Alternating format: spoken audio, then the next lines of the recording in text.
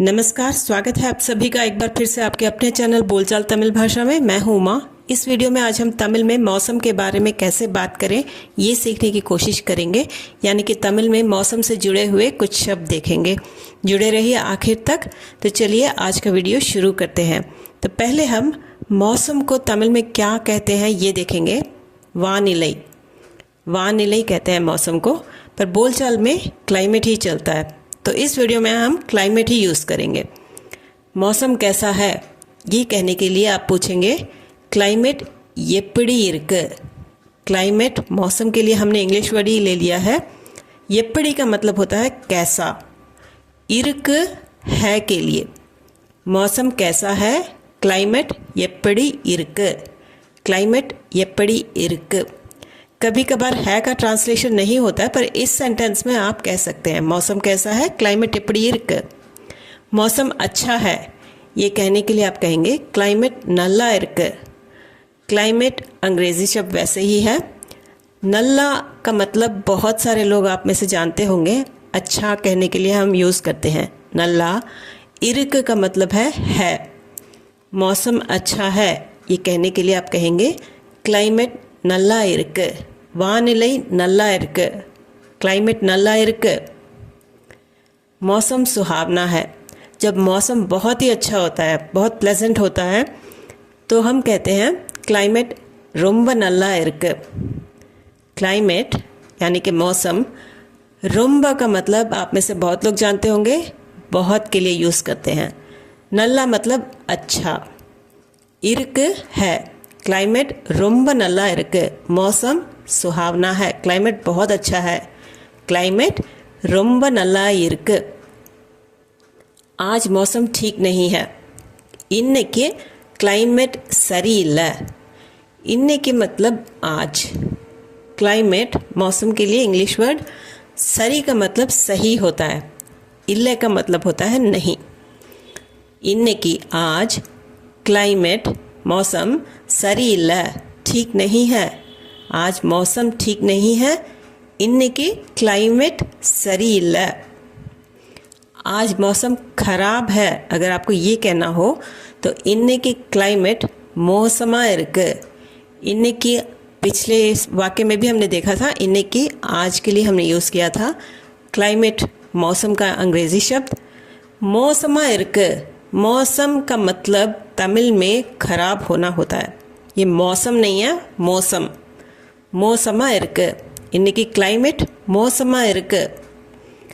आज धूप बहुत ज़्यादा है ये कहने के लिए इन्नैक्कु रोम्ब वेय्यला इरुक्कु। इन्नैक्कु फिर से आज के लिए हमने यूज़ किया है रोम्ब, बहुत। वेय्यल का मतलब होता है धूप। रोम्ब वेय्यला इरुक्कु, धूप बहुत ज़्यादा है। रोम्ब बहुत के लिए यूज़ किया है। वेय्यल का मतलब धूप, इरुक्कु का मतलब है। आज इन्नैक्कु धूप वेय्यल ज़्यादा है के लिए रोम्ब इरुक्कु।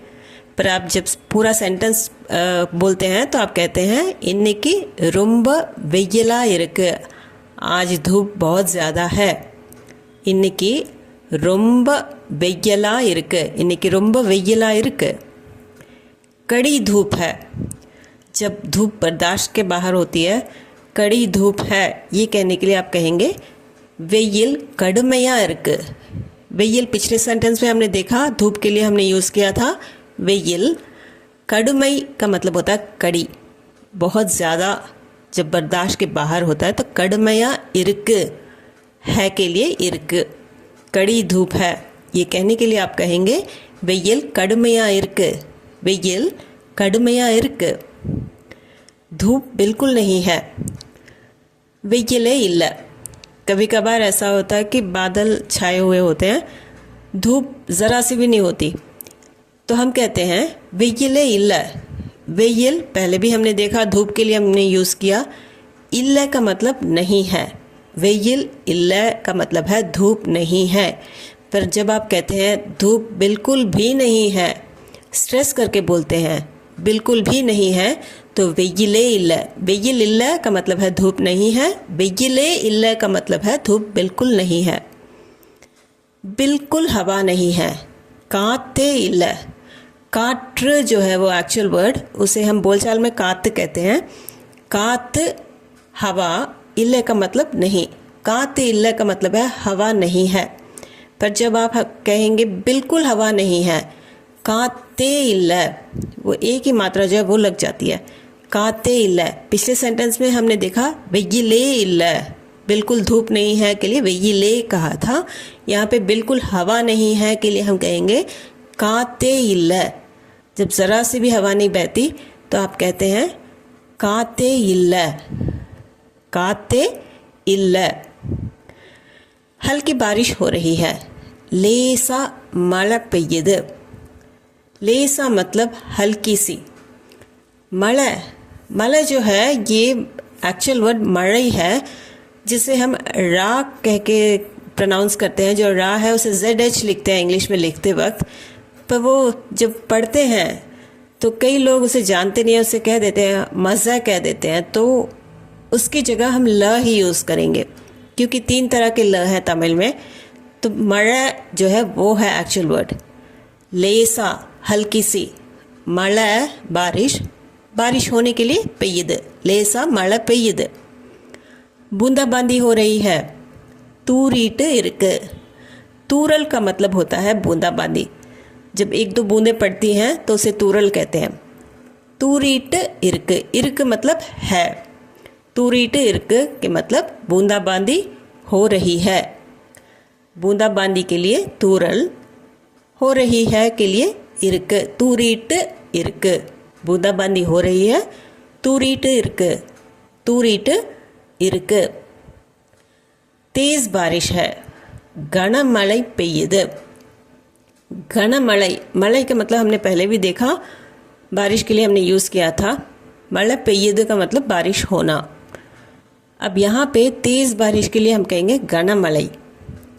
घनमழை जो है उसे हम घनमழை बोलचाल में कह देते हैं। घनमழை பெய்யுது, तेज़ बारिश है के लिए घनमழை பெய்யுது, घनमழை பெய்யுது।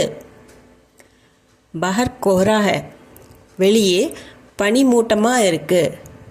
வெளியே का मतलब बाहर होता है, उल्ला का मतलब अंदर होता है, बाहर के लिए வெளியே।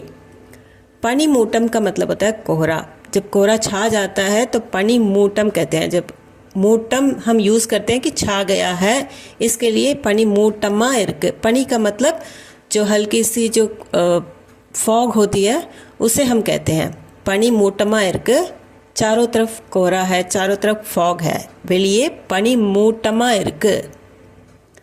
बहुत सर्दी है, ரொம்ப குளிருது। ரொம்ப बहुत के लिए कुளிர் का मतलब होता है ठंड।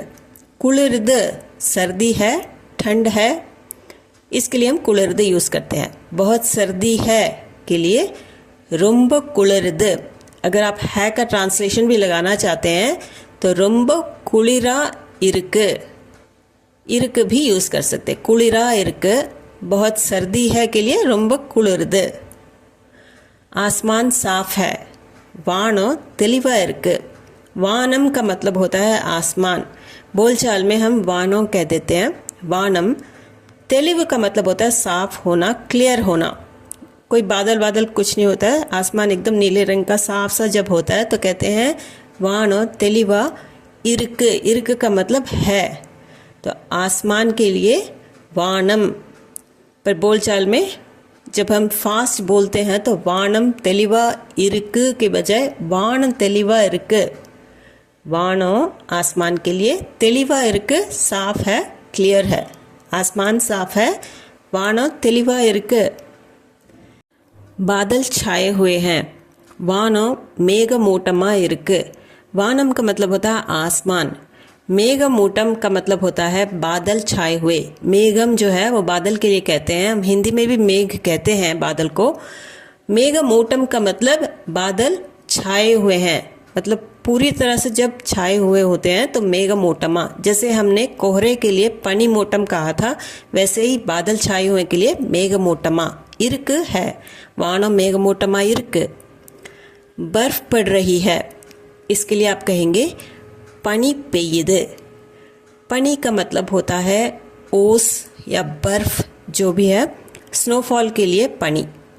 पेयद का मतलब हो रही है, जैसे हमने बारिश हो रही है के लिए हमने कहा था मड़ा पेयद, वैसे ही बर्फ़ पड़ रही है इसके लिए भी पेयद ही यूज़ करेंगे।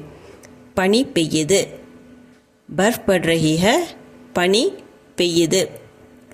अब आपके लिए एक सवाल है, इस सवाल का आप ज़रूर जवाब भी दीजिएगा कमेंट सेक्शन में।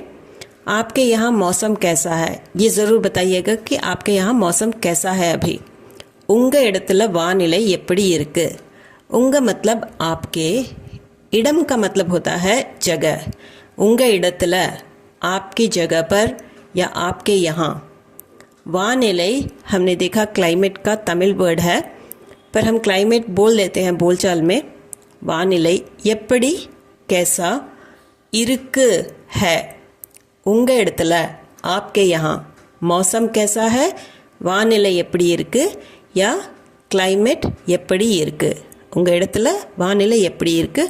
इसका जवाब कमेंट सेक्शन में ज़रूर दीजिएगा। उम्मीद है कि ये वीडियो आपको पसंद आया होगा, और इस वीडियो के संबंध में अगर आपके मन में कोई संदेह या प्रश्न हो तो कमेंट सेक्शन में ज़रूर कमेंट करके बताइएगा।